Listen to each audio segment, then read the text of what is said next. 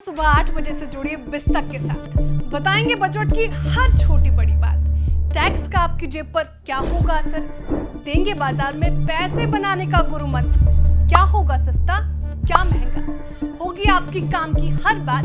तो फटाफट जुड़िए बिस्तक के साथ।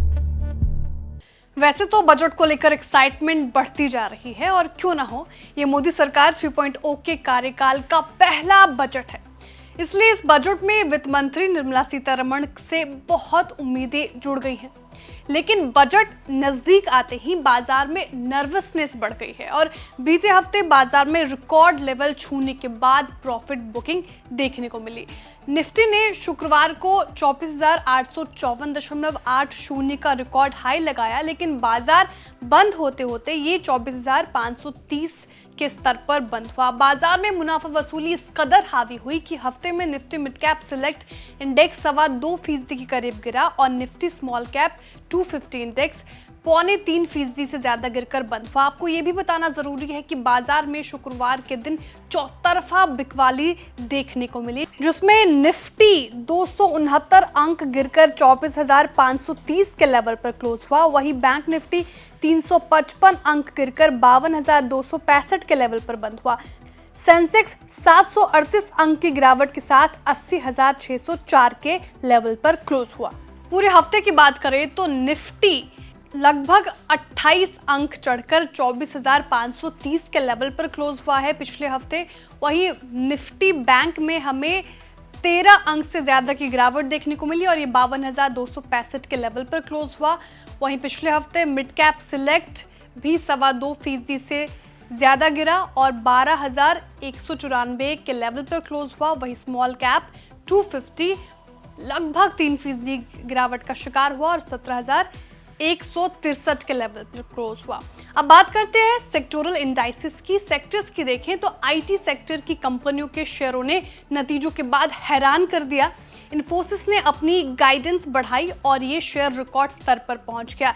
LTIM का शेयर भी नतीजों के बाद चढ़ता दिखा।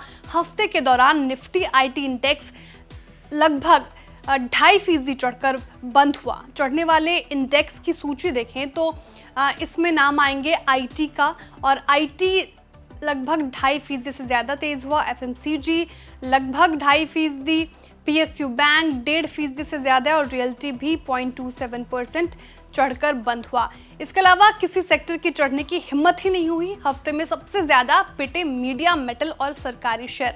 एक बार डेटा आपके स्क्रीन पर है तो यहाँ पे आप देख सकते हैं। मीडिया 0.6% के करीब इसमें गिरावट देखने को मिली। मेटल 0.5% से ज़्यादा, CPSC लगभग 3.5%, एनर्जी 0.2% से ज़्यादा, फार्मा 1% और ऑटो भी लगभग 1% का गिरावट का शिकार हुआ। हफ्ते में निफ्टी के चढ़ने वाले शेयरों को भी देख लेते हैं एक बार।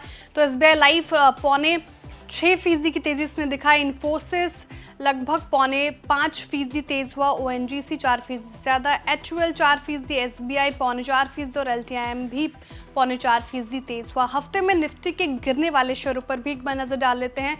तो निफ्टी वीकली लूजर्स में रहे। टाटा स्टील 0.7% की भारी गिरावट इसमें देखने को मिली। JSW स्टील 0.5% से ज़्यादा, हिंडाल्को लगभग 4.5%, ग्रासिम 3.5% से ज़्यादा, NTPC 3.5% गिरा। पारगेट भी एकदम धड़ाम हुआ 3.5% के करीब। हफ्ते में NSE 500 के चढ़ने वाले शेयर पर एक बार नजर डाल लेते हैं। इस पे भी आपको एक लर्निंग मिल जाएगी। मिड कैप वीकली गेनर्स में शामिल रहे TTML 33% से ज्यादा चढ़ा। ये जस्ट डायल में हमें तेजी देखने को मिली 24% से ज्यादा। इंडिया सीमेंट चढ़ गया एकदम से 17% के करीब। APLL चढ़ गया 9.5% से ज्यादा। दिव्यानी में 0.8% के करीब यहाँ पे तेजी देखने को मिली, और एम्फेसिस भी 0.7% से ज्यादा तेज हुआ।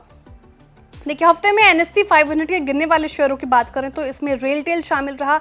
लगभग 0.14% की गिरावट इसमें देखने को मिली। KEI गिरा है 0.13% से ज़्यादा। HAL 12.5% से ज़्यादा। BDL 0.12% से ज़्यादा गिरा। ZEAL में गिरावट देखने को मिली 0.12%। JWL भी, जो पीटर वैगन भी गिरा यहाँ पे 11% के करीब। शुक्रवार को अमेरिकी बाजार गिरकर बंद हुए। शुक्रवार को बाजार बंद होने के बाद देश की सबसे बड़ी कंपनी रिलायंस के नतीजे आए, लेकिन रिलायंस का GDR 4.5% से ज्यादा गिरकर बंद हुआ है। वहीं विप्रो ने भी शुक्रवार को नतीजे जारी किए हैं। यूएस में इसका एडीआर 11% से ज्यादा गिरा है। एचडीएफसी बैंक ने शनिवार को नतीजे जारी किए हैं और इसका एडीआर शुक्रवार को 1.5% से ज्यादा गिरकर बंद हुआ है। इससे आप समझ ही गए होंगे कि सोमवार के लिए संकेत तो ठीक नहीं मिल रहे। अब बाजार के लिए अगला बड़ा ट्रिगर है बजट। आपको बता दें कि 22 जुलाई यानी सोमवार को इकोनॉमिक सर्वे आएगा और 23 जुलाई यानी मंगलवार को आएगा आम बजट। आप लोगों ने इतना प्यार दिया है बिस्तक को हमेशा से, तो आपको एक ज़रूरी काम करना चाहिए। 23 जुलाई को सुबह 8 बजे से आप बिस्तक के साथ जुड़ जाइए। पूरे दिन लाइव स्ट्रीम चलेगा, उससे जुड़े रहिए और देखते रहिए बिस्तक। और अगले हफ्ते बाजार कैसा रह सकता है उस पर भी बात कर लेते हैं। तो बाजार के जानकारों का क्या मानना है? बाजार के जानकारों को मानना है कि अगले 2 दिन बाजार में भारी उठापटक देखने को मिलेगी। अगर बजट में रिफॉर्म से जुड़ी बड़ी घोषणाएं होती हैं तो बाजार को वो पसंद आएगा, लेकिन अगर बजट पॉपुलिस्ट रहा तो बाजार को झटका लग सकता है और इसका ट्रेलर बाजार ने शुक्रवार को ही दिखा दिया है। इसके अलावा अगले हफ्ते यूएस में Q2 जीडीपी का पहला अनुमान जारी होगा। इस पर भी बाजार पार्टिसिपेंट्स नजर रखेंगे और यह आंकड़ा यूएस फेड की 30 से 31 जुलाई की पॉलिसी से पहले बहुत ज़रूरी माना जा रहा है।